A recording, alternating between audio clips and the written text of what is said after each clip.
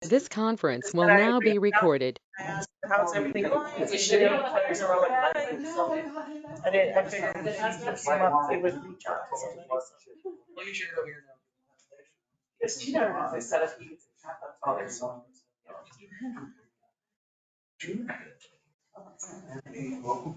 Once the clock hits 4:30, then we'll start the meeting. So we got like, I guess 30 seconds or something like that. There it is. Here we go. It's 4:30. So I'll call the meeting of the General Services Committee to order. Today is Wednesday, January 25th, and it is 4:30. Can you have roll call, please? Yes, sir. Chairman Oropesa, Here. Vice Chair Moore, Councilmember Halverson. Here. Councilmember Sanchez. Yes. Mr. Chair, you have a quorum. Okay, thank you. And welcome to everybody that's present and anybody that is online. Welcome. And for those that are present, I see there's a lot of signatures, so hopefully everybody signed in. So we'll start with the approval of the agenda, and if you'd like, you can add the minutes as well. Mr. Chairman, I move that we approve the agenda for today's meeting as well as the minutes from December 28, 2022. We have a motion, was second by Councilor Sanchez. Any discussion? If not, all those in favor signify by saying aye. Aye. Aye. Aye. All those opposed? And Councilor Moore just walked in, so she gets to vote on the minutes and the agenda. Aye. So the agenda and the minutes are approved. So going into item number 2, 2, 3, 4, and 5 are action items. So item number 2 is the Spring River Zoo fee structure. Yep. Thank you, Mr. Chair. After the January City Council meeting, this resolution was sent back to this committee to review. So I'm just going to kind of update you based on some of the concerns and what was asked to address at that time to clarify, because there seemed to be a little bit of, and correct me if I'm wrong, just discussion about the 3-day numbers and options. And I think too, if you don't mind, the slides didn't match the paper in the packet we were given. So I did my darndest this time to make sure that that is the case. And so we'll just go through, and I shouldn't say skim over the information you've seen before, but I'll just readdress it. Next slide is those were the zoos we surveyed. Next slide. This kind of talks about our in-state comparables. I will note that as of January 3rd, Clovis actually changed their fees from $4 to $6. So they've recently, it doesn't overly change too much with our numbers and the overall averages, but I did want you to know that another zoo has upped their fees this past year or two. Next slide. Sorry. I just needed, okay, we have one call. Sorry about that. Okay. So not much has changed there as far as, just the dynamic of the zoos and kind of looking at we're at that sweet spot where we're charging our $5 for our residents. And that seems to be kind of the average. This talked about movie dollars or their entertainment dollars that citizens spend in their communities in relationship to what a zoo would charge for the same type of entertainment dollar. So it shows right there that we're pretty much spot on. And when we look at towns similar to our size and communities in our size, we're definitely under those rates as well. Next slide. So what I have here is Exhibit A1, which just talks about our current fees for our residents and non-residents, for adults to children under 3, senior citizens and the group. Once again, we just want to reiterate that not much is changing there other than our senior military and students. We're just offering, if you will, the discount, because our non-res, we're also getting the senior rates as well. So it was just, we're going to offer the same discount. Also, the groups were open for residents or non-residents. I just want to make that consistent with residency for the group rate and whatnot. We could potentially look at a discount for out of town group rates, but we just figured it was just easier to keep it $10 for out-of-towners and for the children's rate for out-of-towners as well. And then this one just talks specifically about our current free day options, which is 13 free days, which is the first Saturday of the month, and our birthday at the end of July. Seniors currently have free Fridays. This is also one of the things I want to bring up at this go around is that total 52 weekly Fridays and then the 13 free days. So 65 total. It was a discussion we had as I looked at the original resolution that all this was based off of. Our senior days used to be on Wednesday, but because of COVID, they switched it to Friday. But as we talked about it, if we bring that back to Wednesday, it's also tied in with early school dismissals, which I think was kind of the deal that was brought up about the opportunity for more people to visit the zoo with grandkids and whatnot. So we figured the grandparents are watching the kids on an early release date, they'll have more hours to come to the zoo on that. I believe Councilmember Foster Corn was also asking, how do we determine residency? And it's basically, we request, people just tell us, where are you visiting from today? And they give us their zip code. And so we utilize that as well. And we do know there are probably some people in the county that are also having a Roswell zip code. So there's not like an ID we check unless they present it to us, whatnot. But that's how we determine a residency is a zip code they offer us. Can I just interject? When you distinguish between county and city, we know we have like the Arcoiris section in town right off of Atkinson, which is considered, I think it's considered county. It's county. And to the base, there's an area right past the Coca-Cola that's considered county. Yeah. And so I'm not sure how you can assert that they are county if they have a Roswell address The zip code. or the zip When code. we have guests that enter the zoo, we ask for zip code. So if it's 88201, 88202, or 88203, they're considered residential. Anything out of state is considered. So we don't look at county. If they show us and we ask what they're out of state, they can say they're county and they have a Roswell license, then we consider them residential. Okay, so Rita would be considered a Residential, resident. yes. Okay. Sorry. No. That's why we brought this up, because that was a question posed, and it's really, really hard at some point there needs to be a level of trust. And so that's why we phrase the question, where are you visiting from? Well, I'm from here. Then we kind of do that one. And even we were told some people have on driver's license with the zip code, and short of us having a map and looking up every household, we would have a hard time distinguishing what's a resident. So we base it off the zip code. I think we've been doing that for. Since we reopened in January of 2021. Yep. So, but I wanted you guys at least, because that came up how we determine it. So I wanted you guys to have that information. Next slide. This is Exhibit A2. So really the only difference is the 3 months that we were looking at, an additional 57 days, because I took off the 3 holidays that we have plus the 2 free Saturdays we have. So it's just an additional 57 days and whatnot. So that can change that as well. So. And I think the whole discussion at the city council was based on the number of free days. That was it 65 and. It'd be 65 for seniors. And then 100 and whatever. So the 50, well, at that point it was 60, was it 65 days? No, 62 days added to the 65 days, which equals 130 some days. So it's in that ballpark. But what was in the packet was different. But the packet, the packet was stated correctly. The slides were not. Okay. And Mr. Chair, if I may, in your guys' packet, based on the resolution, that's what you guys are voting on. So you'll see that there's an Exhibit A1 and an Exhibit A2. So we would ask for your recommendation on which exhibit to present to the council. I didn't put it. Based on discussion. I Or another alternative. let me, no, this is legal. I got it by mistake. Oh, it's in the photo.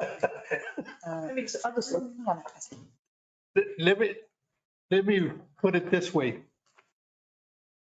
I will leave it up to staff to make the recommendation of what staff wants to recommend to the full council. And if the committee is not amenable to it, then we can make amendments to it and then take it from there. But I think at this point, I know what you're trying to do is give us the leadway of choosing one or the other. But I think for our purpose, in my opinion, is give us what you recommend. So We'll discuss it and then So we'll, on that point, I would recommend A1.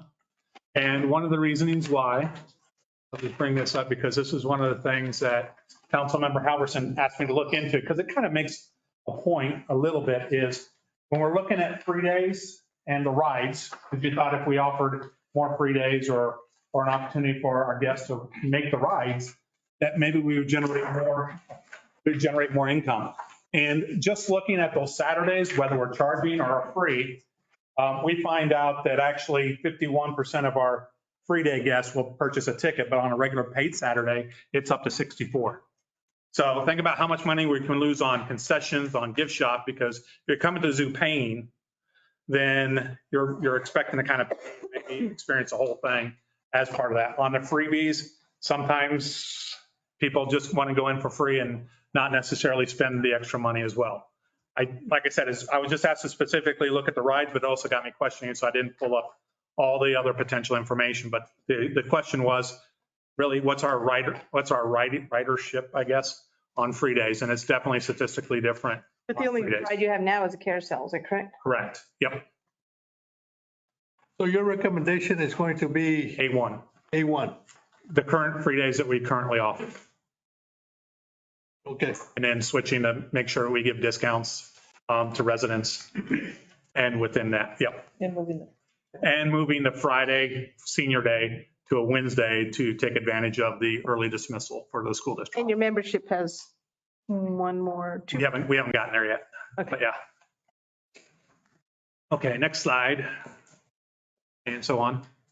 So our memberships, this is where we looked at reducing. I want to make sure that we understand the reciprocity aspect. This is actually a great attractant for people, is we work with other zoos and we can say that our members can go to the Abilene Zoo. And we sit there and say, hey, would you like our members to be able to visit your zoo for free? And they go, no, 50%. Well, then we also reciprocate and do the 50% discounted admission as well. So the reciprocity was there, but we wanted to make sure that that was clearly stated how that works. So whatever one institution agrees with us, and the council can, and we can sit there and discuss that we'll only do a 50% discount, which brings our out-of-towners to an in-town rate, or we can just say it's a free for free type of deal. But that's normally how we have done at other zoos as well, is whatever the other institution is willing to work with us, we'll do that. So we can set it ourselves, and that reciprocating institution can make an equal trade with us, if you will. And I'm So assuming you don't have any zoos at this point until this. Zoo, actually, we got Amarillo Zoo and a couple of other ones. We're working on, since we've had the ever changing of the lead, reaching back out to them since it is the new year and redoing more contracts with other zoos and seeing if others want to join as well. And where will those zoos be listed so we can see? As soon as we get a new list put together, it will be on the websites and everything. We'll send out a letter to all members, letting them know that they can go to the Alamogordo Zoo, Amarillo. I think there's one in like New Jersey, like, Cape May is what you said. yeah. Yeah. So we have a few already and they'll be listed and we'll send those out. This part of the proposed, Yes, it's on the 8th. So, yes.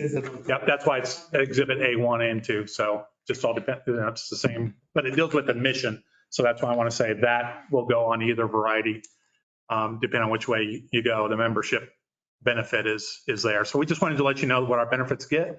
And this will also hopefully act as an attractant for more people to want to buy the membership as well. Next slide. Attractions, that doesn't change. Next slide. Once again, we're just talking about our rentals and looking at our party room. Really the difference between those options are just before or during hours and after hours or the number of guests. What this is basically sitting there saying is establishing a starting fee. And then if the guest wants to have clowns or shouldn't say fireworks, but it allows us to work with them if they want tents, how many tables, how many chairs, and really allow us to work on that one. The bigger the party, obviously, the more staff we need to have. So it just kind of gives a basis of how we charge for that. And once again, if someone has $100 worth of fees, then we would charge them no more than 125 on that one. So it's 25% markup. Same thing here with the 4-hour party room and the outside patio area. It's just a different option as well. So go from there. Next slide. This is a whole zoo because we don't really have this option at this time. So this is definitely a whole new program for us. And so those were just basically, once again, based on the number of staff we need, the number of guests working on that group rate type of deal. And then once again, working with our patrons to determine our needs with a 25% markup. Electricity, we're assuming with a larger group, we may have to do lights or other things, blow ups and things like that. So we want to make sure that we're getting recouped for any electrical usage as well. Community comparables, once again, nothing's changed there. Just realize that we are within the market. Chairman Oropesa, you mentioned about trying to be competitive. If we subsidize too much with the government, we could, your concern was with kind of our in community and being too competitive and having them lose business. Being spot on allows people to choose if they want to go do laser tag or the zoo experience or bowl. So it's not so cheap, but it is very reasonable within the budget families that want to have a birthday party. And Well, when I said that if we become competitors, is that we become competitive in the sense that you take away, if the city is chosen, I believe you take away an opportunity for the regular business. And that's what I mean, not that our prices being competitive, but it's just the nature of competing with the businesses that we are supposed to be supporting. right. And I get that now. And so it's just providing a different experience option then.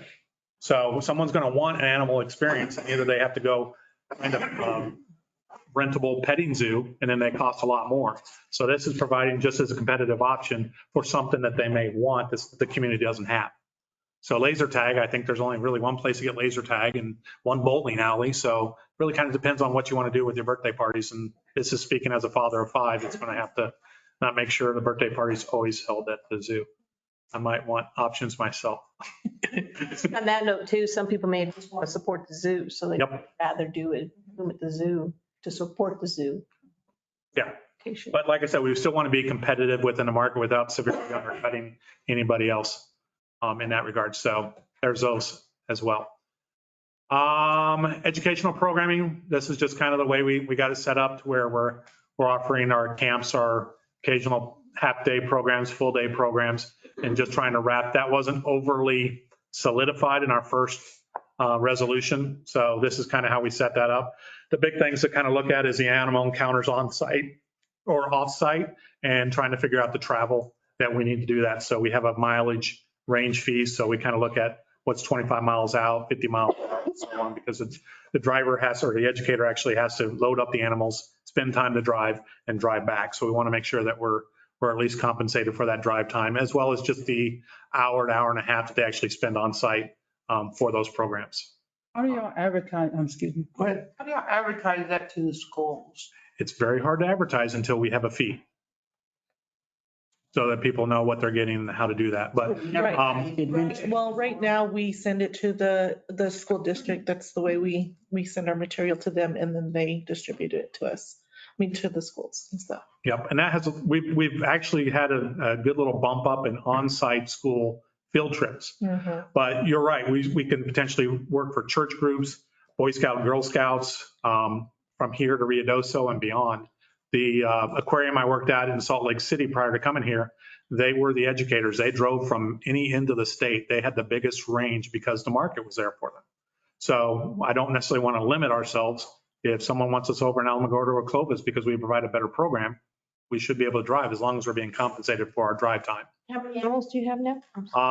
Right now, quickly off the top of my head, we have about 80 too, because, you know, But I mean, the ones that you take on. oh, that we take on that one. I do not know my educational collection, but it's probably about 15 that we use on a regular basis. And I know Renee is Yes. working with Yeah. Andy, because the educational collection needs to be somewhat separate than the exhibitory collection. So we have a modest space and we're trying to come up with, how do we expand that? Do we have an extra holding space, another small building that we could potentially do that? So we're working on that for the budget and capital improvements so that we can have that, because you don't want to use a snake too many times. It stresses out. So we may have to have room for 3 snakes. And I say that because I know some people don't really like snakes. But that's kind of the goal, is the animals we use, we might have a few furry animals that we'll talk about mammals, but they're not 3 rabbits and 3 raccoons and 3 this. We'll have that variety to set up there. But that's kind of the deal, is that if they're being brought out, there could be the potential stressor, but as long as it's not regularly and we acclimate, we have volunteers work with the animals, potential volunteer educators, and of course our own staff working with the animals to get them comfortable with doing on-site or off-site for that. One of the things that we're also working on right now is with the SB1 grant, with the $95,000, we want to purchase a new van that's going to help with the transporting, because right now our old minivan is not the most reliable beyond the city limits, and then making sure that the heating and cooling works as well, and cruise control if we're driving farther deals. So that will help us when we advertise that we have that, we'll have that ability to reach beyond our area. So. And Mr. Chair, if I may, to kind of elaborate on that answer for any marketing type stuff, we really kind of put a hold on disseminating the information. We did not anticipate this process would take as long, and so there has not been a huge push to it.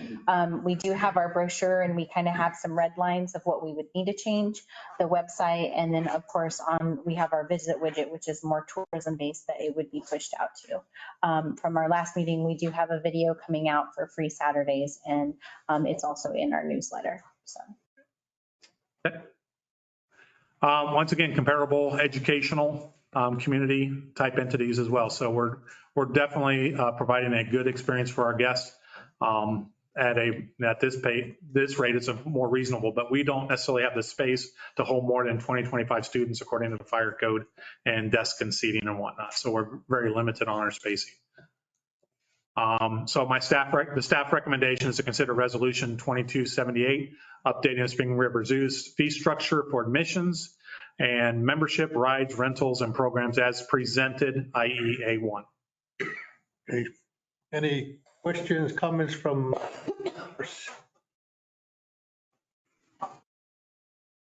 Whoever's going to make the motion, we have to make sure we understand what the motion is and not get all distracted at the council. Can we make it?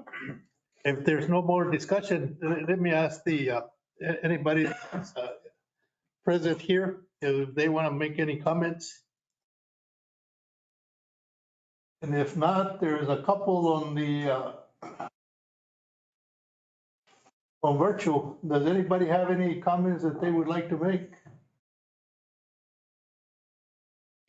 Doesn't appear like, so yep, we're ready for a motion.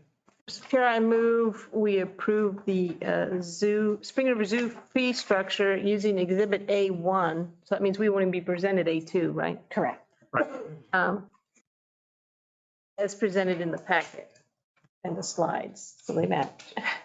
Okay, and there's no options available Yeah. with A1. Yeah. It's straight A1. Okay. Or I guess the regular agenda, because you won't let it go. No. Have a second? Okay. Second by Councilor Sanchez. Any further discussion? If not, all those in favor signify by saying aye. Aye. All those opposed? Aye.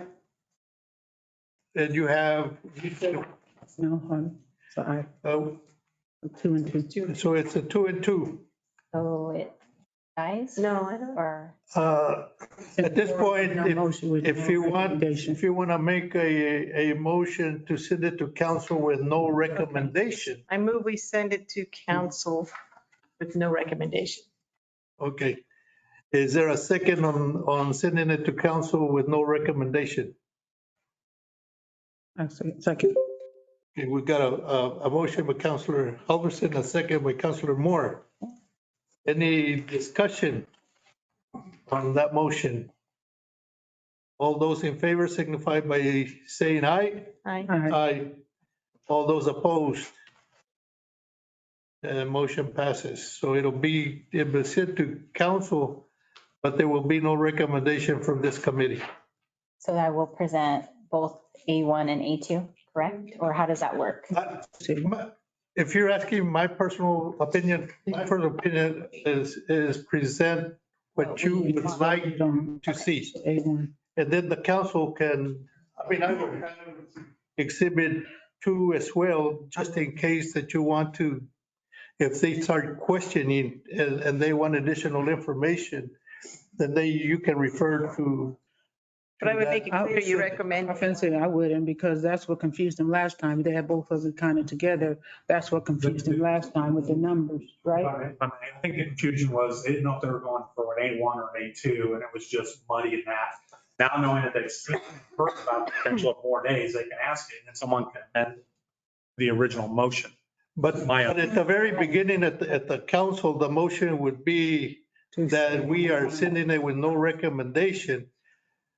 And then from the standpoint of the zoo, Staff recommendation. recommendation would be A1. Yep. And then the discussion can start from there. And if they need further information, then you would have A2. In my back. Okay, no, that makes sense. Thank you. Madam Clerk? The motion was to recommend A1, so that's what needs to be presented at city. Well, and that died though. That died. That was, that one didn't pass. Right, but the original motion was, which died, so that's what we need to present at city council. Mhm. Okay, the original one? Mhm. Not the Because one that with was, no well, recommendation? so yeah, the original would be that A1 is what needs to be. Well, I think that's what they're going to present anyway, Okay. Yeah, that's what he said he was. but it doesn't have the blessing of the committee. Oh, thank you. And so when when they come up and make the presentation, it'll be A1 information. And then the council will have deliberation, and if they need to amend it at that point, then they can amend it. That is correct, but the motion needs, yes. It's for A1, Needs to be A1, and then with the amendment of the other, if they decide to. yes. So, Madam Chair and Mr. Chairman, just so I have it for the record, so we will be sending forth to the city council A1 with no recommendation from General Service Committee. Is that correct? And when just clarification, so when I present and put my exhibits together, it's just A1. Okay. Thank you for that clarification. So they have to put the For two. clarified? No. Okay. Oh, here, this time, I got it. You don't have to put it in your. Okay, let's go to the next item. Let me get there. Item number 3, consider approval of increased funding for the columbarium and committal construction project at South Park Cemetery. And I believe that'd be Jim. Mr. Chair, councilors, I stand before you this afternoon to consider increasing the funding for the columbariums and commit shelter. At this time, I've brought Jeff Stewart with MRWM, give us a presentation, and then I'll wrap things up. So I'm going to jump in here. This is Jeff. Sure, yes. You know that the drawings are 99.9% done, so we're ready to go. And just for clarification, Yes. this is to move it forward to finance. And full council. Yep. But we want to start here. Okay. Good afternoon. Are you ready? Yeah. Good afternoon. As Jim said, my name is Jeff Stewart. I work for MRWM Landscape Architects, and one of the specialties of our firm is cemetery design. And just as a quick introduction, maybe we can go advance a slide. Sorry. All right. So just to kind of introduce this project. So the columbarium is basically a wall for cremated remains. There's basically double-sized niches on either side of the wall. and that's to inter cremated remains. The committal shelter, and you see those on the right-hand side of the screen there. And then the committal shelter is there in the middle, and that's really meant to be sort of a convenient place to have, in lieu of a service at a graveside, you can have a casketed sort of service there at that committal shelter. It's more of a controlled environment. It's shaded. It's got a ceiling fan, so it's more environmentally controlled. And you can also have a service for cremated remains there too. This is meant to be an initial phase. This will be 480 double niches, and those 480 niches are housed in those two walls. And this is designed in such a way that future phases can be added. And at full build out, this whole parcel could hold about 3,700 double niches. This is also a specialized construction, so it really can't be value engineered. This is a sort of a legacy project. This is going to be here for many, many decades. So it has to be made of timeless materials and very durably constructed. Let's go to the next slide. Here you can see a close-up of the committal shelter. It's got a nice high level of finish. The wall back behind where you see the casket there, that's meant to block the sun, block the wind. Sorry. Okay. They said they're seeing the animals too. The what? And the last one from the zoo, the little animal with the tongue. The Kinkajou? Yeah. Current slide. Maybe they need to, Yeah, there you go. All right. maybe they need to refresh. There, it's got a wall at the back to sort of block the sun and the wind, an area up there for the casket or for cremated remains, and a place to plug in a PA. And that would be for the service. You can see it's also got stone wraps around all the other columns, a standing seam metal roof. It's a very nice looking shelter. It's basically a park pavilion, but it's been dressed up a little bit. You want to go to the next slide? This is another view. You can see on the right, that's sort of the overhead view of almost the entire parcel. Any area that's not developed now is going to be a nice manicured green lawn.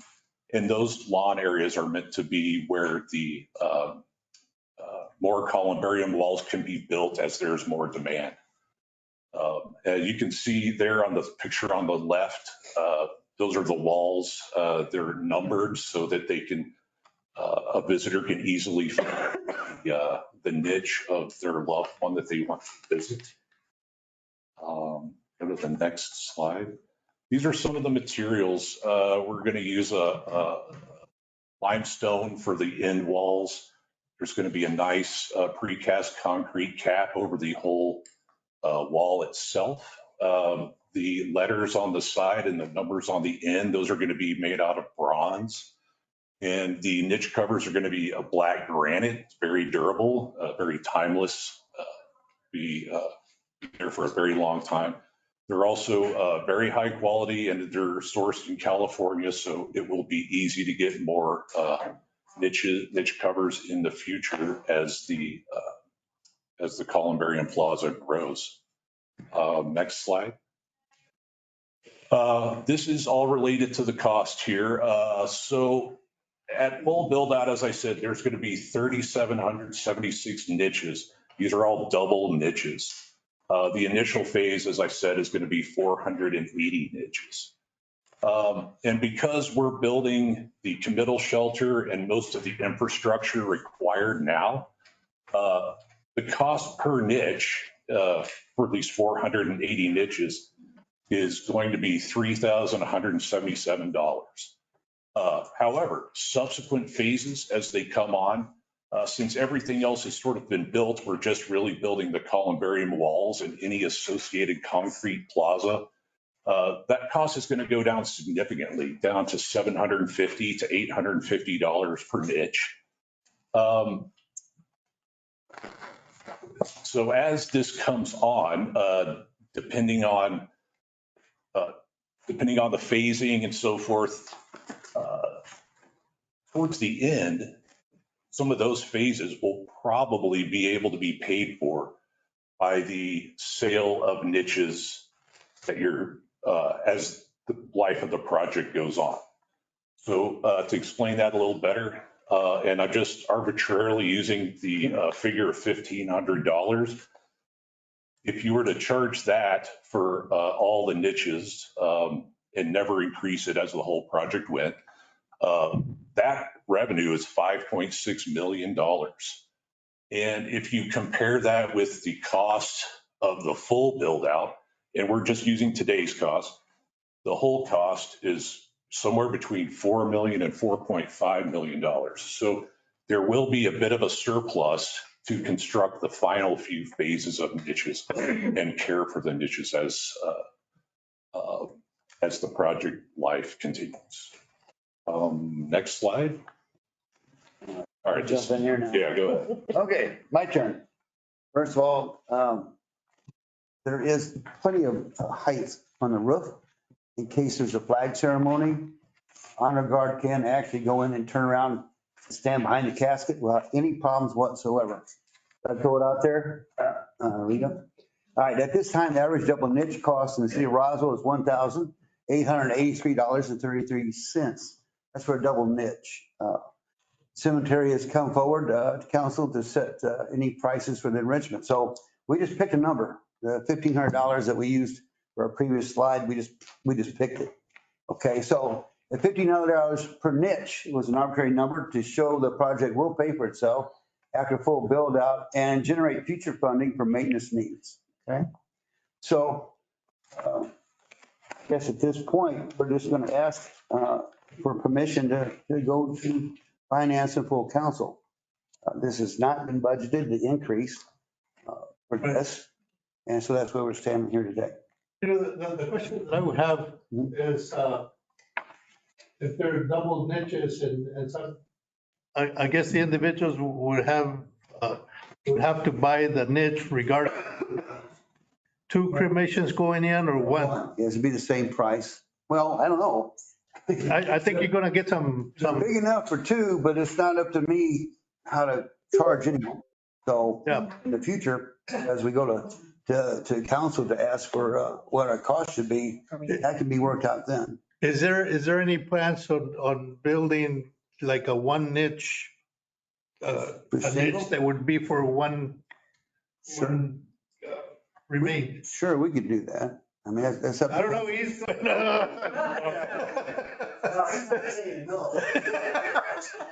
It's all part of he's getting paid. Why do you need double niches? Why do you need double? Typically, the niches are manufactured to accommodate two interments.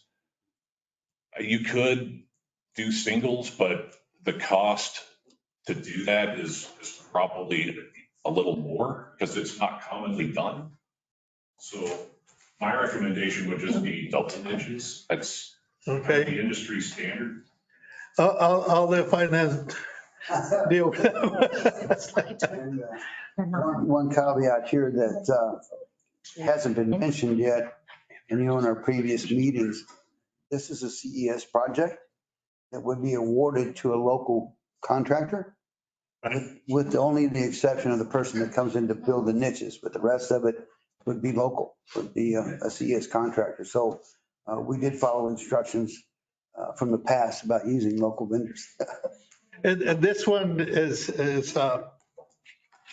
supposed, what I remember when I was attending the cemetery commission meetings, it was supposed to be on the south side of the building that is right now, southwest, Well, we somewhere in that area. kind of moved a little bit. So you go to the house, the office, make a right turn. All right, then it was going to be behind here, right behind the house, but there wasn't enough room. So you go down a little bit further. You have the section here where the headstones are flush. Go down the next road, you make a right turn and go out in the field. There's a telephone pole there we can use for electricity and irrigation and all that kind of stuff. And then we also can access well water from the house if we need to, or from the office. So we stuck it out in the field right there for the purpose of the traffic. So when you pull into the cemetery, you're not actually blocking the main road going in. We were afraid if we put it right behind the office, the cars would be overfilling the road right there, and we would block the entrance. So we moved it a little bit south. There was an issue with elevation and. Yeah, there's no problem with drainage, and we did all that with engineering. And you're not going to have that on the new place that you're proposing? What's that? Are you not going to have those kind of problems? I mean, things. Issues? No, we're not. Okay. Any further questions But from? the increase, what is it? Did I find the number of the increase? Or 1.5 million, that's the increase? A couple things that 673,000, 176. we want to point out in the funding. Two things. One, a couple things we want to talk about. When we build it, there's going to be a kiosk there where you go to your phone and there's a little square thing. And you do that with your phone and it will tell you where everybody's at. So if it's after hours or whatever, the staff's gone home, or you just want to find your loved one, you'll be able to use your phone, which is some kind of new fancy stuff they have. A QR code. Huh? QR code. Yeah, a little square thing. Yeah. Yeah, That's it. QR code. there you go. I like dial up, it's it, right? Remember that? So, yeah, the little square thing. What else was I going to say? I done forgot. Oh, there's a 30% contingency in the funding. You've seen where the prices are doing all the weird things. Typically, you don't put in a 30% contingency. So if you look on that one page, it's $307,000 sitting there just in case. Now, we don't really tolerate, we don't like change orders, but we don't want to keep coming back for funding again. And things are so volatile. So hopefully prices are coming down a little bit, but typically contingencies by 12 to 15%, but 30. Hopefully we get it done a little bit, just exactly on budget, and we got 300 grand to give back to the city, so.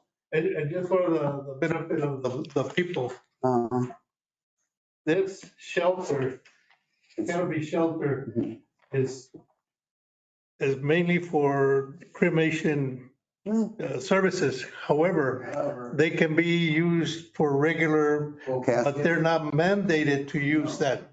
No, we wouldn't do that. We wouldn't mandate that, but you have a large funeral and you have the service there, and the public goes home, but yet the family wants to go to the gravesite. I mean, it gives you more options.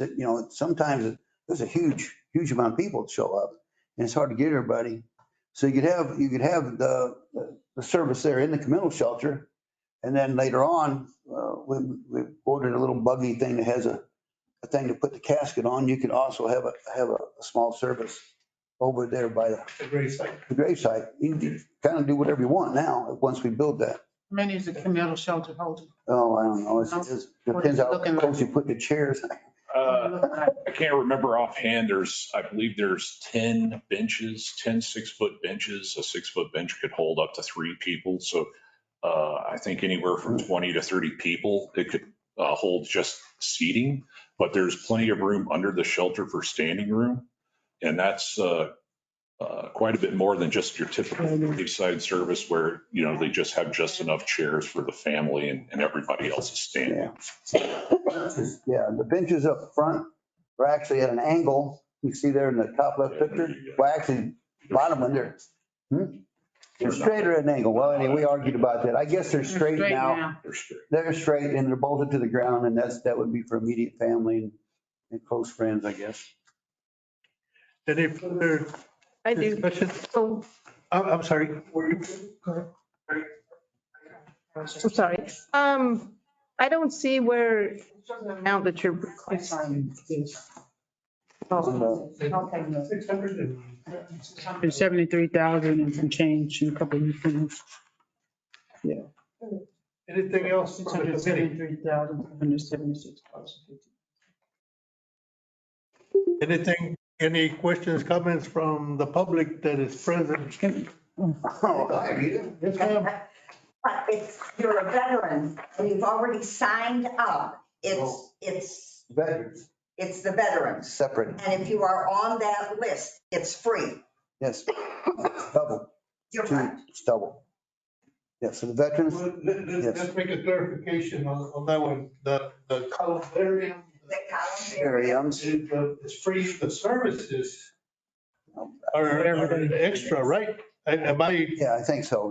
The actual, because I think that was a big question that arose when we first yeah. dealt with the Veterans Mhm. Cemetery, that some veterans thought everything was free. Or at least 100%, yeah. the veterans group.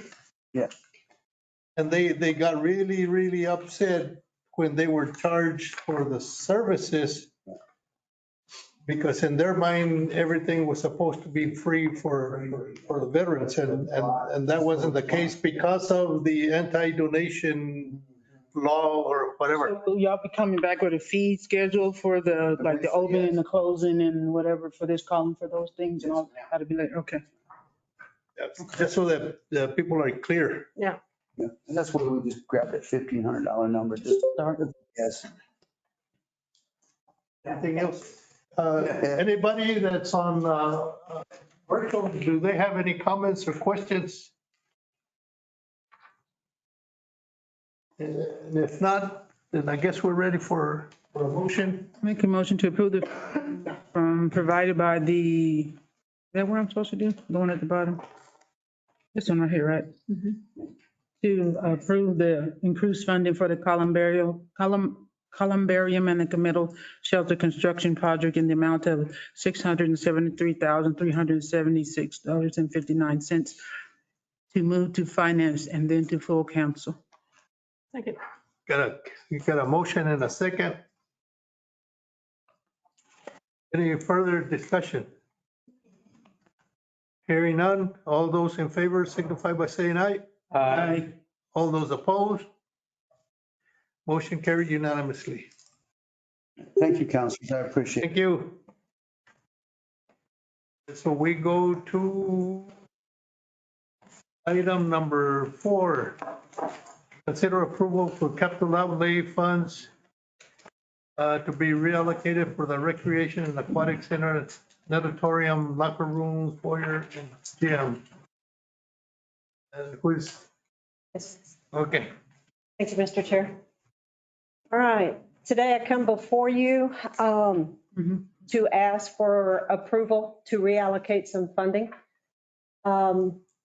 We had emergency generators were budgeted at $550,000 in the capital outlay account in the recreation fund. The generator and installation has been quoted at $298,489, leaving a balance of $251,511. So what I'm coming today to ask you is we'd like to use the remaining balance at the Recreation Aquatic Center for the installation of showers with new plumbing hardware and fixtures for the natatorium locker rooms, permanent benches for the foyer area, and repainting the gym floors. At this time, next slide. Thanks. Okay, as you can see, there are no stalls in those locker rooms. I was kind of, I've been here when I first got here about a year ago, I was shocked. I have not seen this in a long time, that it was a community locker room. I have talked with facilities and it does have enough room to put some stalls in here and enough room for a handicap stall as well. And so that's what I'm asking. That's what we'd like to do with this area. Next slide. Okay, here is the foyer area. As you can see, there was really no furniture in here for if you're waiting for your child to come out of whatever class, or if you're just kind of waiting for, a loved one to, if they're finishing up in the locker rooms.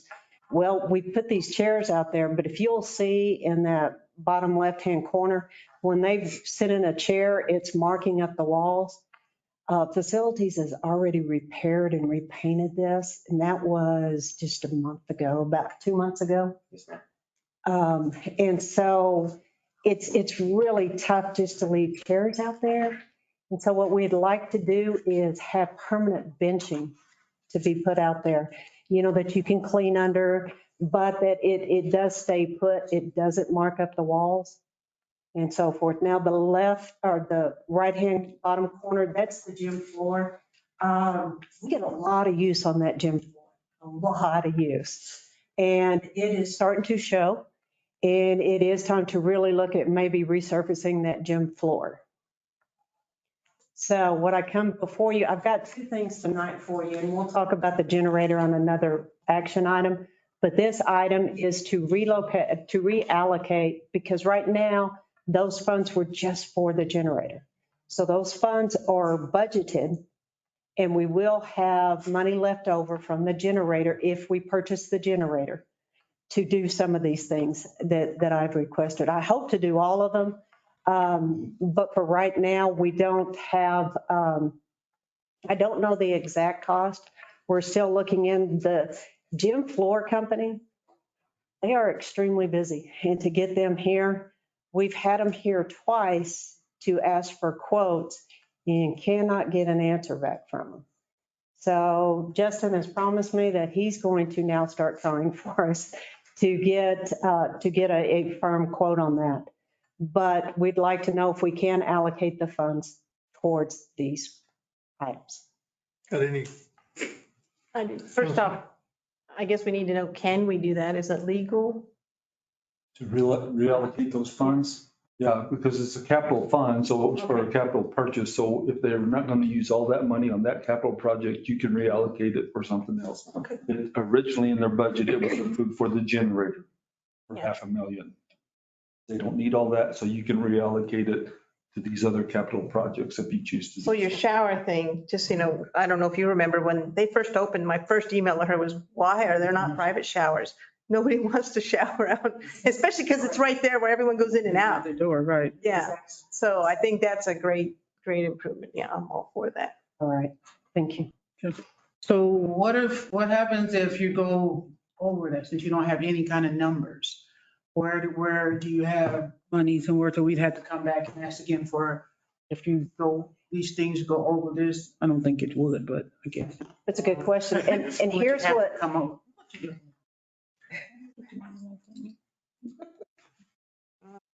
If you want to fight, you can.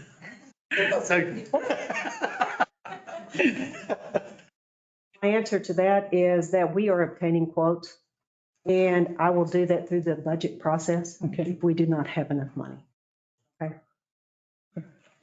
And how long has it been since the gym? Or how long have it been open? 2019, 15, 20 years. it's going years. 3, almost 4 years. And that's about average. 4 to 5 years is about average for the life of a gym floor. Especially with that much Use. yes. Anything else? I'll put my 2 cents in. And it's nothing against you, because I know you had. Nothing there. Or anything. But I am kind of appalled at that we didn't take care of these problems at the very beginning.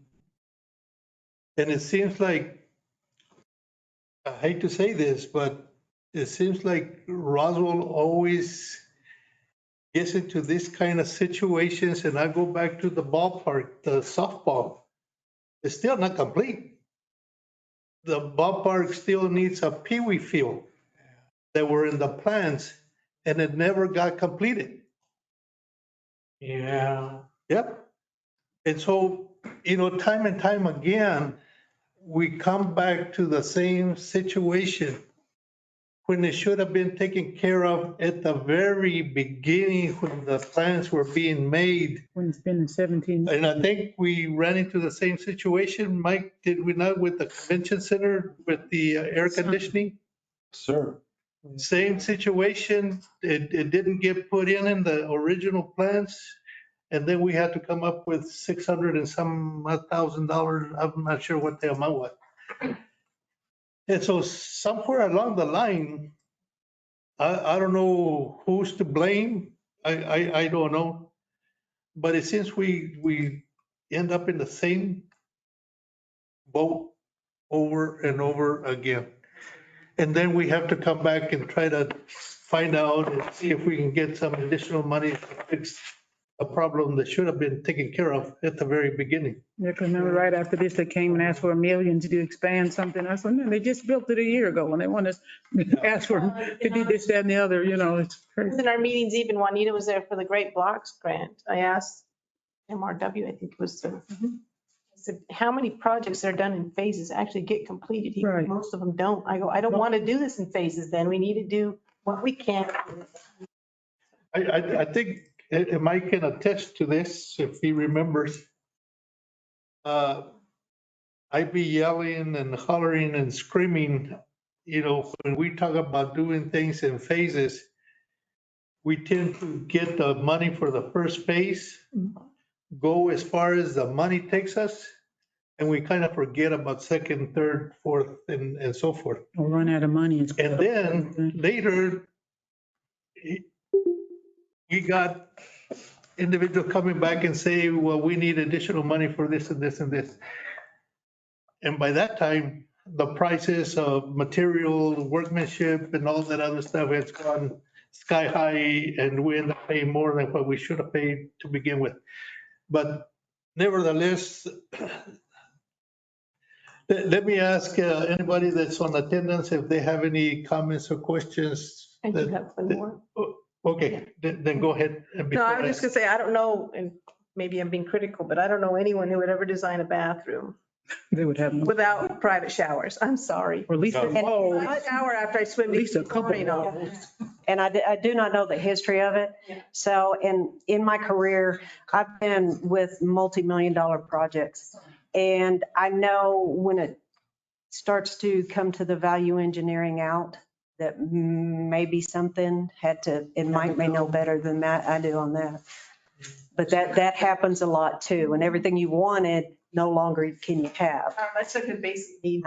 I think so. I think so too. Me too. I think so. Like water. You had something, Mike? I would guess that that's probably what happened on that project too, because so many projects get valued engineered by people when you come forward with these projects, and that's the frustrating part for staff also, is that when you have engineers or architects or whatever that present a plan to you, but we don't have the money for it at the time, so we start asking for money through legislators or whatever for a number of years, but that plan has never gone back and updated. Prices change. COVID created a huge mess for us because even today, we cannot buy air conditioning units. We were in a meeting yesterday with Justin. We have 2 facilities we need air conditioning. We cannot get them, or they're months delayed. So. Are you talking Aaliyah? That's one of them. That is one story also. That's one of them. We have, the museum, I think, has one. Museum has one also, so does the Boys and Girls Club have one. I talked to Justin yesterday about it, that my frustration, or all of our frustration, is that summer will be here before we know it. And someone's going to be calling me, it's hot over here. What am I going to do? I'm going to call Justin. He's going to tell me they're been ordered for 9 months. We basically cannot get them. So I get it 100%.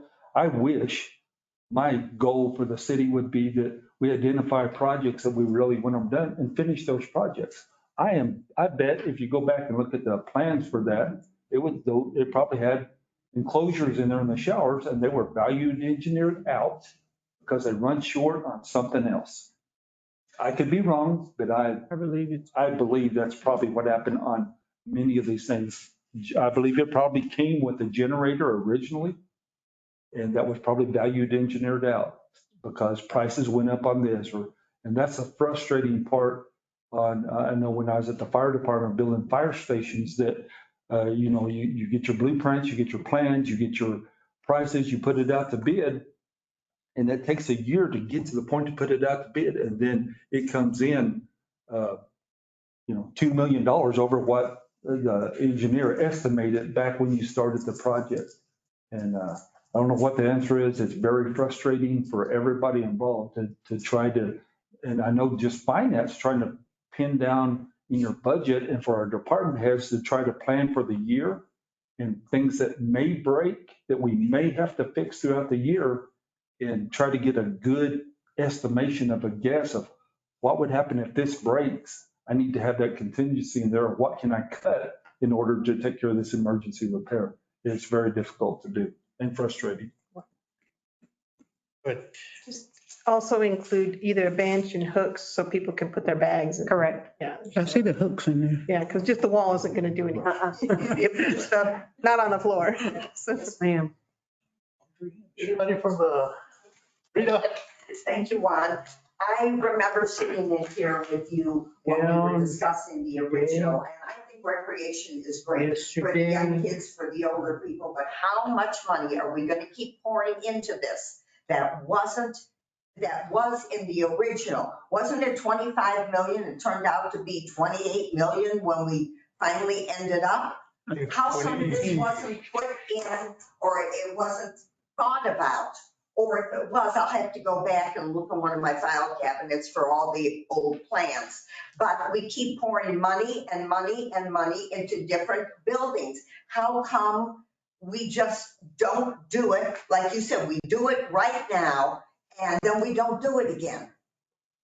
Well, I don't have an answer for you, but. And the fee's gonna be increased. I mean, the money's gotta come from somewhere. Not all of the 49,000 people that live in Roswell are members of the recreation or aquatic center.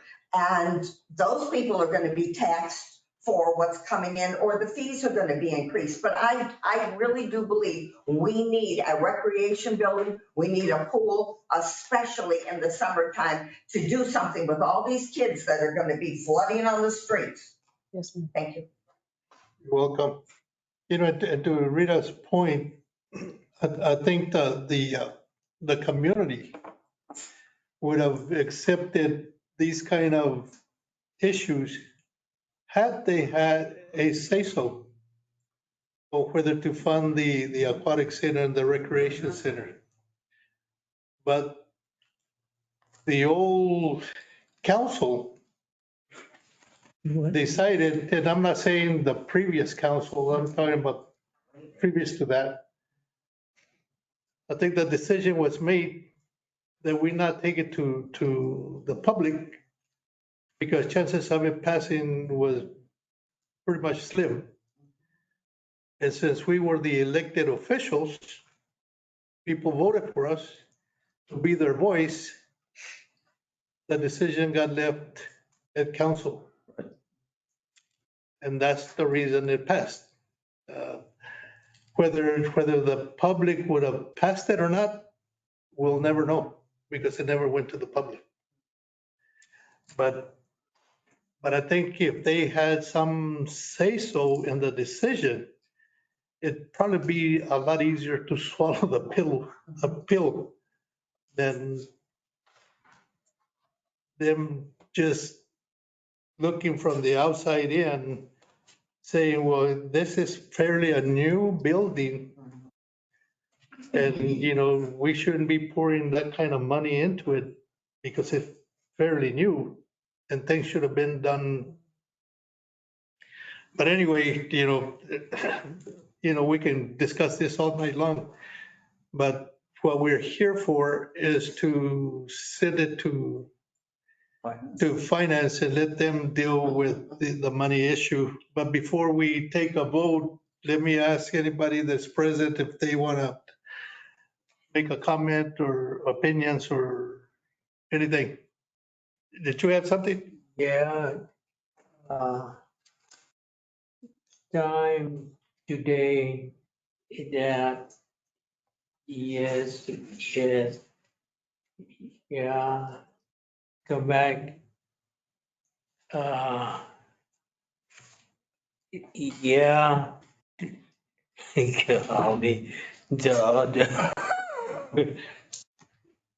I know. Yeah, today. I'm sorry, Counselor, I'm not understanding. No. How long? I know to come back today that each day. You're talking about the gym, Yeah. the fields. That each day that we don't address it, it just gets worse and worse and are more expensive Yeah. or more difficult to. Yeah. I do believe Yes, Softball fields? yes, Softball. I knew you was talking About about completing softball fields? yes. I want to come back today. Yes. I'll have to pull up the master plan for that. I wasn't a part of that project. Hadn't been But done. I think what, Talking about the baseball softball. the softball field, Hadn't been done. when those plans were approved, they had the netting. Mhm. They have 5 fields, 4 regular fields and 1 peewee field. When it was determined that it was ready for use, we ended up with 4 fields, no netting. And then Councilor Sanchez was chair of the General Services, what, 2-3 years ago, 4 years ago? I'm not sure when he pushed through the General Services to have the netting put at the softball fields. I recall. Did find- And that was like 300,000, 300 and something odd $1,000 that was done to the softball fields. Right. And again, we go back to the same situation that as far as I can remember, those were in the plans originally. But when it came to it, the money was gone and they didn't have enough for the netting and they didn't have enough for the peewee field. And so we walked away from it until Councilor Sanchez started pushing for the netting. And then, of course, we had to find the extra $300,000 to put the netting, which looks great. If you'll give me some time, I will research back to the council meetings. I'll have to figure out when that was that original plan came forward, what was approved by council in that plan, and then find out what's still left to do on that, and then we'll get it brought back Yeah. for discussion and. And that was in 2012. Yeah. When we started pushing the girls softball fields. Those are great, in my estimation, my opinion, only my opinion, those are great projects that should be on ICIP lists and stuff that we send up, that you guys have the opportunity to vote on and say, these are top 5 priorities for the community. Because anything less than that $500,000 mark is really enticing to the legislators at this point. So I don't know what it would cost to put in a minor or a peewee softball field, but let me do some research and find out where that was dropped at, what's been completed, what hasn't been completed, and I'll make sure that comes back to give you at least an update on this is what was approved by council back in whatever year it was, Yeah. and this is what's been completed. This is what's still left to do based on what was approved. And to be honest, I don't know where the money came from, whether it was capital outlay, it was a donation, whatever it was. I don't recall exactly where the funding came from. Y'all need to know what was approved by previous councils and then what has been done up to the state on that project. Yeah. I'll get that. Driving, Down Garden? yeah.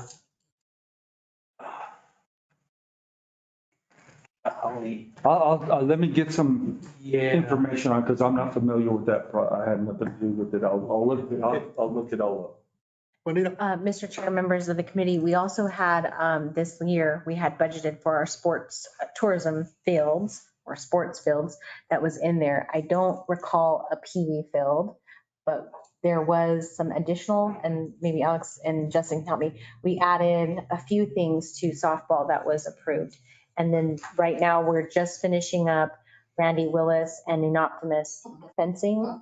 And then Invaders also had some netting. And then we're replacing tables and lighting, a sewer thing, and some other things with that money. Right. And so that could. I think what they're talking about, though, the original document that was brought forward on that project consisted of 4 baseball or 4 softball fields. Okay. To include a peewee field. That peewee field has not been filled. Oh, okay. That's what I got. And, to be honest, I don't know about Councilor Sanchez's opinion. But to be honest, at this point in time, in my personal opinion, I don't think it's really a urgent Number Pee Wee. work that we need to do. I just want to get the information for you so that you know what was approved and where that project, because what I'm hearing, that project's not completed. Y'all need to know that information. Yep, because in that one, I think the canopies were included. They weren't there when the project was determined to be done. The netting was included and it wasn't there. And the Pee Wee field was included and it wasn't there. Do you have any idea what year that was? And that, 2012 is when we started. Yes, sir. that'll help me. And the fields got done in July 2013. Okay. 2013. Yeah, yeah, yeah, yeah. I'm assuming he's talking about the fields. Yeah. I'll get that information. Okay, thank you, Mike. Anything else? Okay, let me go to anybody that's on virtual, if they have any comments. Anybody attending by virtual, do you have any comments or questions? Yes. Yeah. And maybe not, and I think I asked the ones that are here if they had anything. And if not, then we're ready for a motion. If somebody would like to make a motion. I'd like to send, an approval for sending this, recommending the approval for the generation, that's where we are? No, the number 4. Capital outlay funds. Right here. You're gonna this to be reallocated To reallocate. What am I looking at there?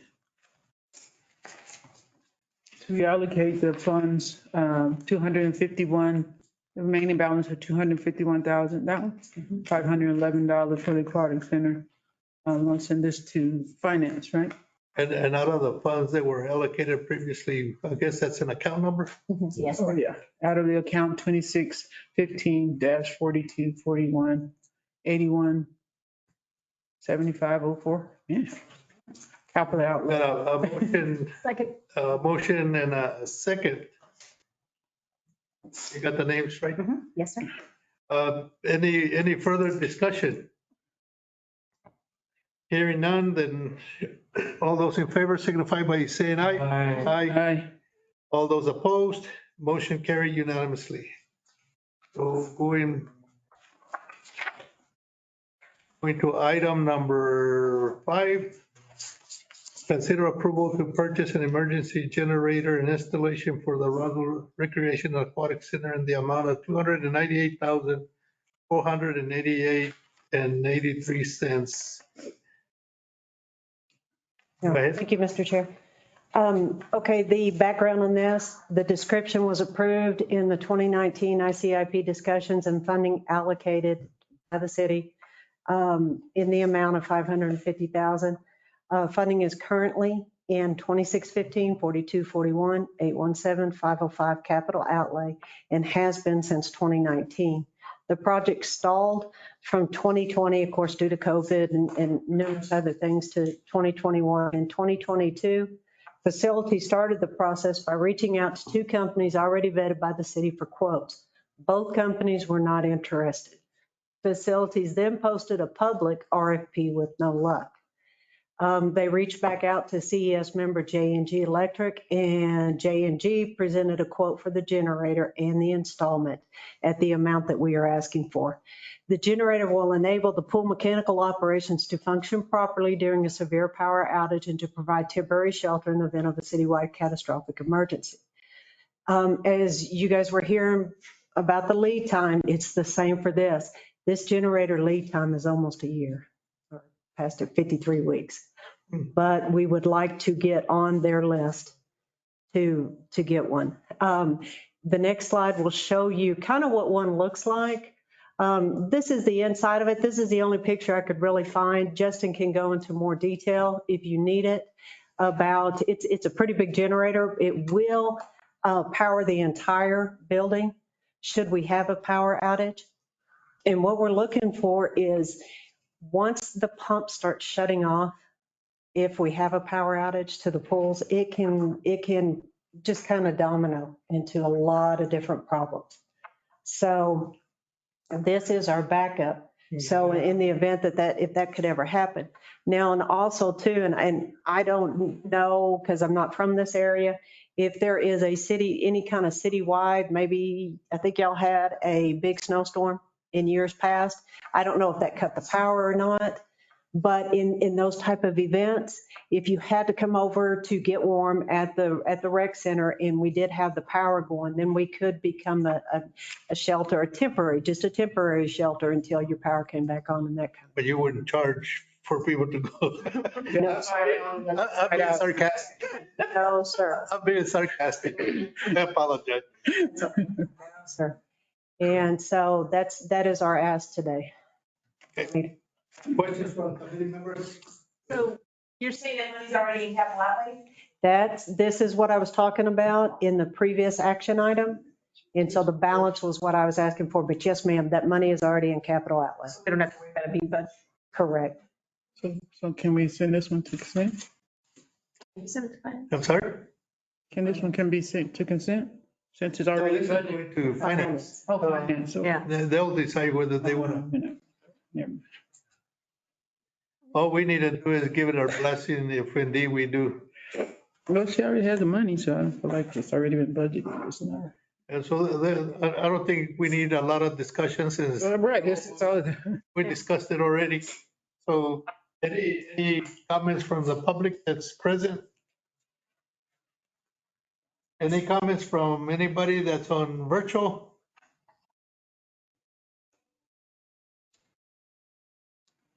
Hearing none, can I have a motion? If anybody is willing to make a motion? I move that we consider approval to purchase an emergency generator and installment for the Roswell Recreation Aquatic Center in the amount of $298,488.83 to Got a the finance motion? committee. Second. Got a second? Any further discussion? Hearing none, all those in favor signify by saying aye. Aye. All those opposed? Motion carried unanimously. Thank you, sir.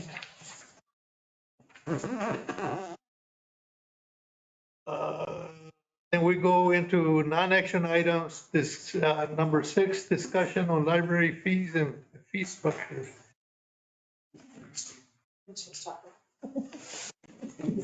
I have my plan. And we're ready for the plan. You brought snacks.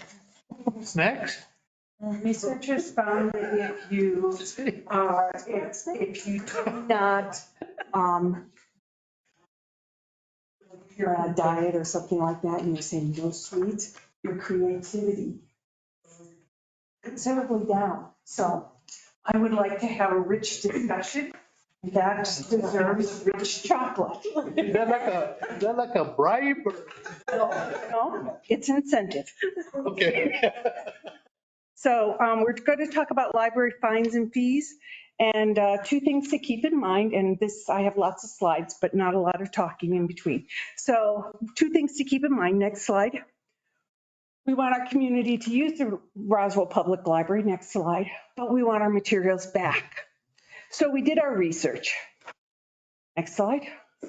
And we did a survey of other libraries in New Mexico, next slide.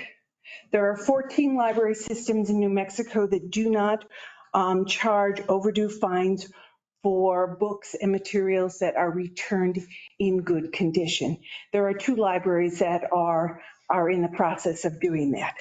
So rationale for overdue fines, go ahead. Is it just kind of doing its own thing? Fines, the rationale for having overdue fines, they say fines bring back the books faster. That there's no research that does that. In fact, High Plains Library District in Colorado says that most of their overdue fines return within 1 week of the due date. Next slide. Another rationale for having overdue fines is fines teach responsibilities, but this also has no research really underneath it. Removing fines is not removing responsibility. Next slide. Fines generate revenue for the library.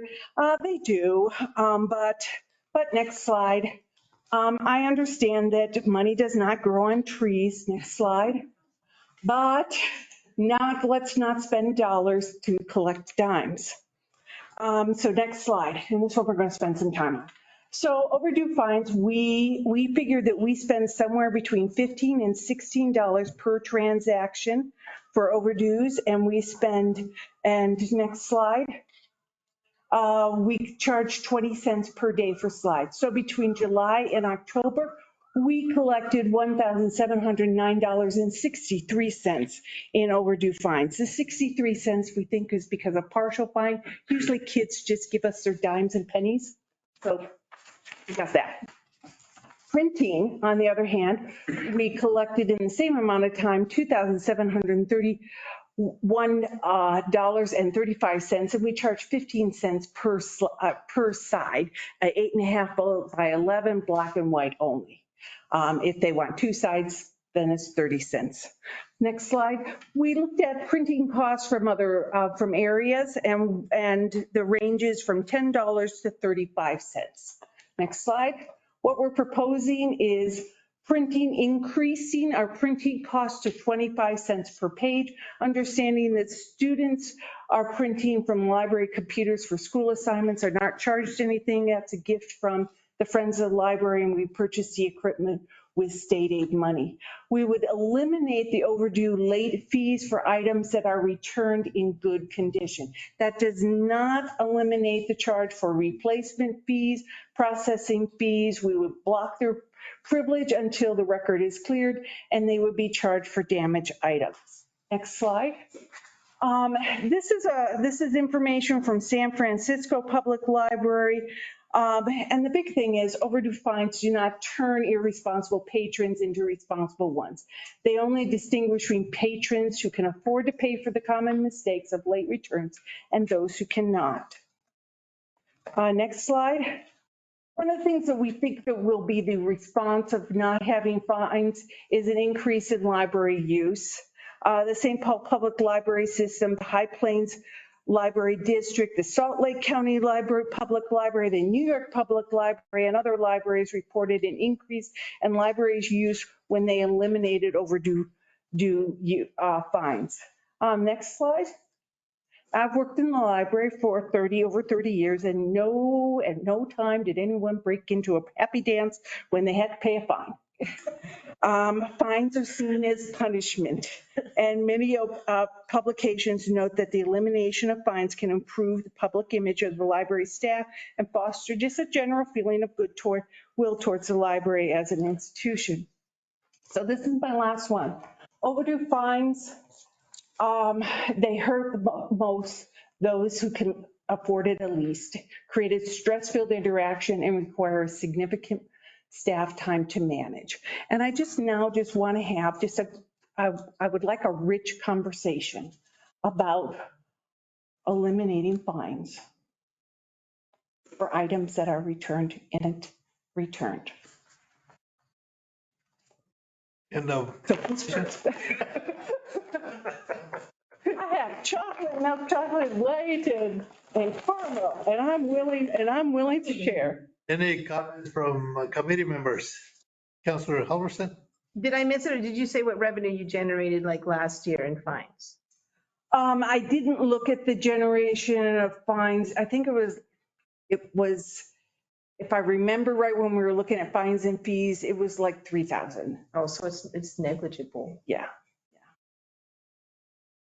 Good question. Councilor Moore? I guess from being on the literacy, on the library, where I can understand and see the purpose of not having fines. And a lot of time, most of the people that I noticed that were in there were young people, were kids anyway. And I think most of the people we haven't come to our library, people are young or students. And so I don't see the real purpose in, I don't have any problem with, getting rid of the fines as long as they're returned. And so are you saying return a month? return the year, it doesn't matter? Or after a week? No. The model that we would like to use is the Albuquerque Library System model, which doesn't charge daily overdue fines. They do multiple attempts in notifying when the account becomes overdue. When it's 14 days overdue, they get an email or a letter. What we do is we send out an email notice 3 days before it's due right now so that they can have the opportunity to renew. But they send out an overdue notice either by phone message or email, 14 days, 28 days, they send out a letter. And then at 53 days, at 28 days, they block your library card privilege. At 53 days, they send their materials to a material recovery service. We wouldn't do that, but at that point, after 53 days, you are blocked and you are billed for the item. Until you return And if if you return it, then the overdue fine the fines are in good condition, then the fines are forgiven. Anything else? That's a lot cheaper than sending a note all the time and doing all that. Sending emails is a lot cheaper than, you know. Of course, this is discussion only, so. Discussion only, yes, because, yeah. Anything from anybody that is present? Yeah, you want chocolate? Here you go. Anybody other than? Hey, we got. I use the library and I don't think fines will make people bring back books. And for the ebooks, you just take them back, don't you? They just poof, disappear. Yeah, they just disappear. So instead of bringing heartache, we want people to come to the library. We want people to use the library. And I don't think that you should have fines anymore. Anybody else? You don't go. Do you put a time limit then? Like say they have a book, I mean, you're going to let them keep it for a year? That's what we said, 58, that's what we just asked. After 53 days. 50, sorry. I think it's I'm trying to work on this. or something. Yeah. That number is what the Albuquerque Library System does. Our board, when we were talking to our board, they were like, I don't feel 53 is like, they were like 60 or 45. They were a little more aggressive on that. Too, if somebody comes in and desperately needs that book, you could call the person that has it, say, hey. We do that anyways. Yeah, we try that anyways. So, but this kind of, it puts up, what we're starting to have more students coming in for school visits, and they have a fee on their car, or they don't have, or something's missing. They turn it in late. They return it to their school library rather than our library, and something happened there. We don't want them to not use our library. Does anybody that is on virtual, do they have any comments? Anybody have any comments? Right there. Bruce Adler agreed, remove the fines and hassles. Thank you. I'll take his candy. I think, personally, I think it's a good idea. I think if you remove them, it may serve as an incentive for them to bring it back in good condition and to be able to continue using the library. Because if you charge them, I think you're going to have a hard time trying to get that book back. You probably never see it. That has also happened. Yep. Yeah, So I think it's a good thing. And I think it's a step in the right direction, especially for our kids. So anything else? Carolyn? Oh, I was just saying, You're trying to get rid of the Fines on the empty. books for several people, right? Yes, So there are. if this motion passes, then is it also inclusive that those current fines and would Go away. dissipate? Those fines are in place right now, so that would have to take council action to do that. We've already gotten fines forgiveness for anything that's over 5 years. That was a council decision Last year. last year, but not too many years, this fiscal year. Right. So I wanted that taken care of before we started talking about this. So that would be another part that would be of consideration. Do we keep those in place or wait? Or Well, I think the next step, and correct me if I'm wrong, is bringing it back to the committee with your recommendation. And if your recommendation is X, Y, and Z, then we'll take it up as X, Y, and Z, and then we'll make amendments if we have to. And my recommendation would probably, if they would bring their book back, then we would give their fines. So if you write up Yeah, I will.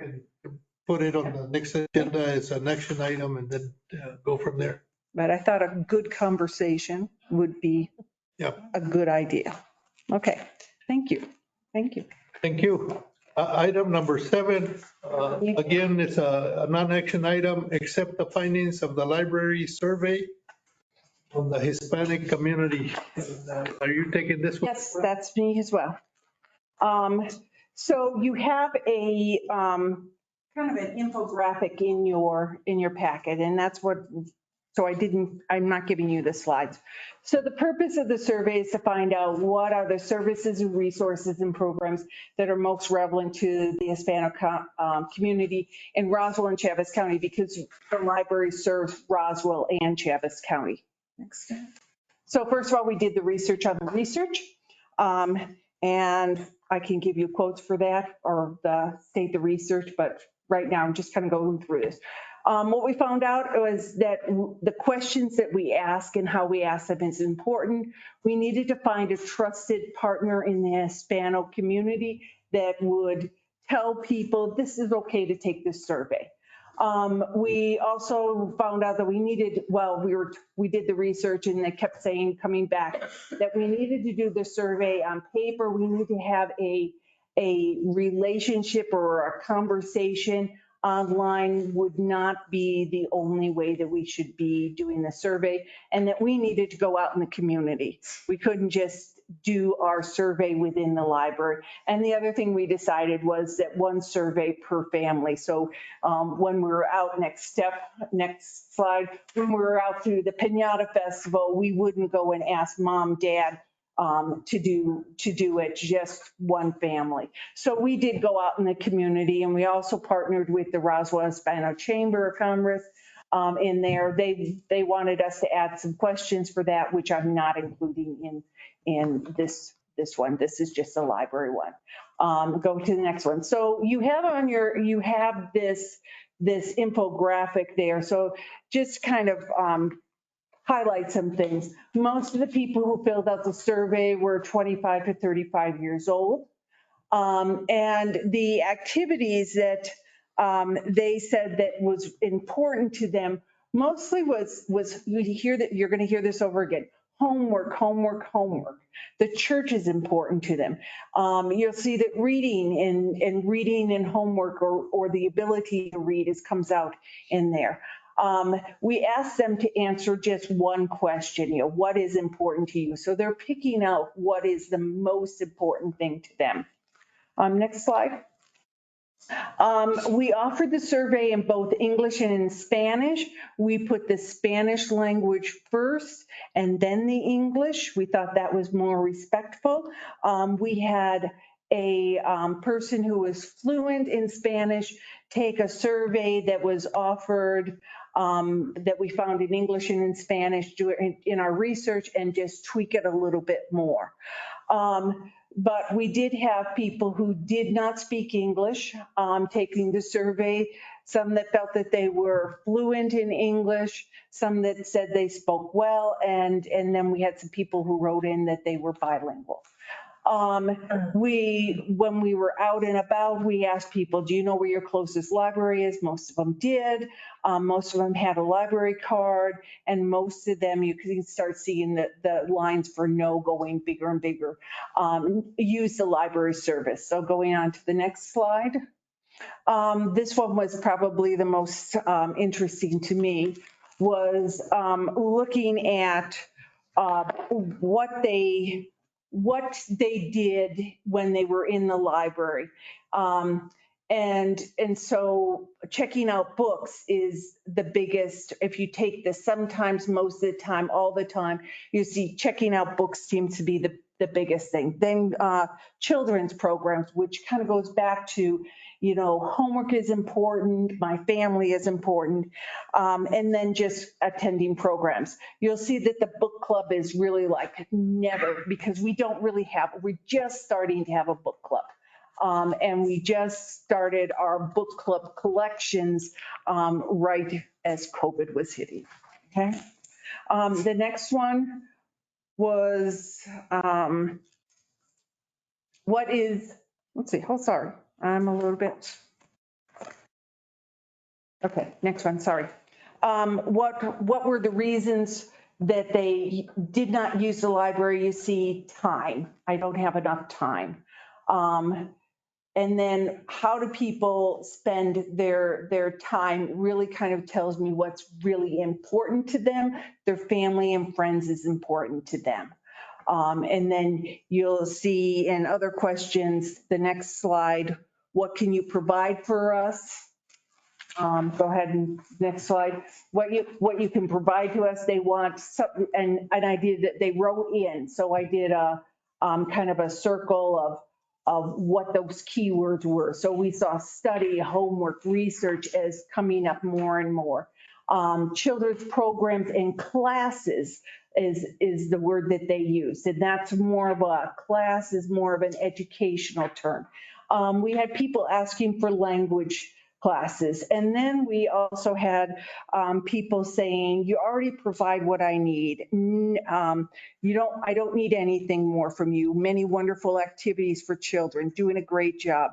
I honestly find that I like the library, offers tons of amazing programs and resources. We love the programs that are offered at the library, and then they already do what we need to have done. Then we had people writing both in English and in Spanish, and this is a very rough translation. Does anyone speak fluent in Spanish here? Would you like to translate that? Or do you want me to try to do it? I can do it, I guess. Okay. There's some misspelled words, but.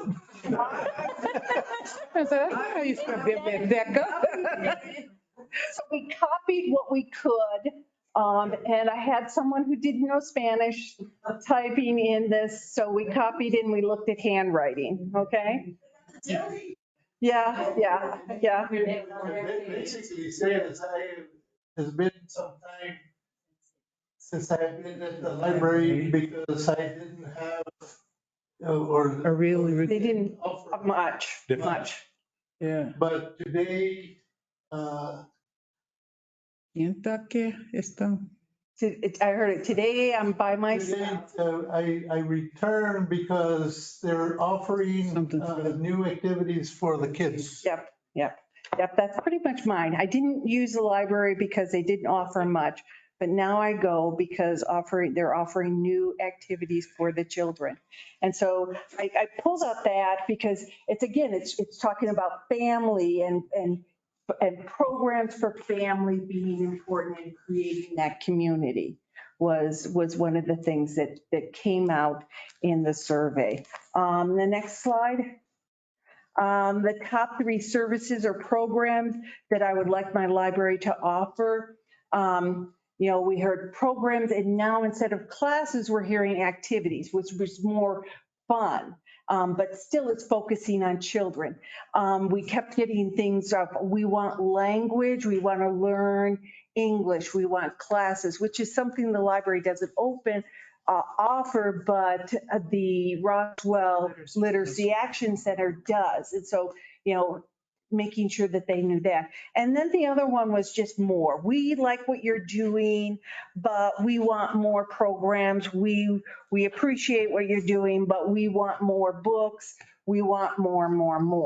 One of the things that comes out in people who don't speak Spanish, or that's not the culture, the first thing they think is everyone wants Spanish, more Spanish books. But the research here and the research other places, it's not that they want more Spanish books. They want that connection.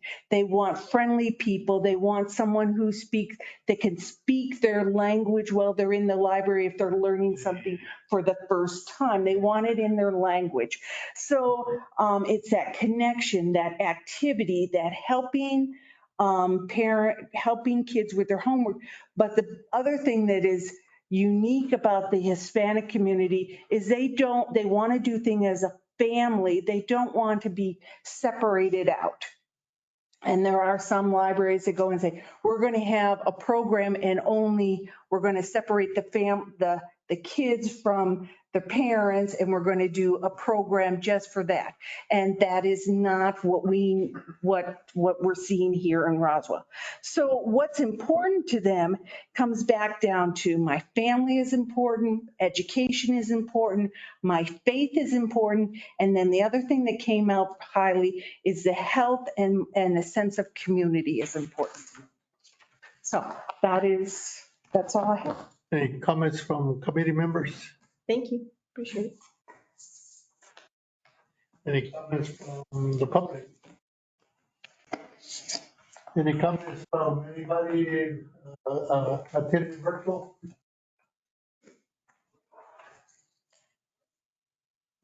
Doesn't look like it. Retired. So then we go to reports. I think we got a pretty good report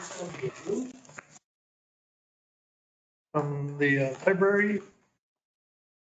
Who else is on the list? Museum. Museum? You want to give a report, or do you? Yeah, only if there's questions. Right now, it's kind of our slow time of year, January, February, so we're doing, working still on our strategic plan. We're working with the architect firm on some potential upcoming renovations, Hewitt Zollers. And we had some facility issues, including HVAC unit, which Jeff's been helping us with. The planetarium is very cold right now, so I'm kind of on the verge of whether we might need to close it like this weekend, because it's like 48 degrees in there.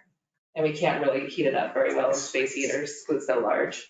So we might have to close it down for a few days until the temperature rises again. But yeah, it's going well otherwise. Thank you, recreation. You want to give a report? Yeah, just two quick things. We have our father-daughter dance happening February 11th. And our new fitness equipment for the adult center arrived today, and it's currently being installed and should be fully installed by end of day tomorrow. How many people signed up for your speaking? Don't have that number at the top of my head. Are you signed up? People commented on it. So some things we shoot at the wall and see what happens. That is, okay, thank you. We already heard from the public library, cemetery department. We already heard golf course, Jim's not here. Parks department, I guess that would be Jim. Roswell Transit, there's nobody here from Transit that I can see. Anything else for committee members? And if not, without For the record. public Sharing. participation, we haven't had any during the meeting, so, but anyway, anybody that is attending online, do we have any public comments? It doesn't appear like it. So if there's no objection, this meeting is adjourned at 6:13. You can ask Ms. Rita. She said she's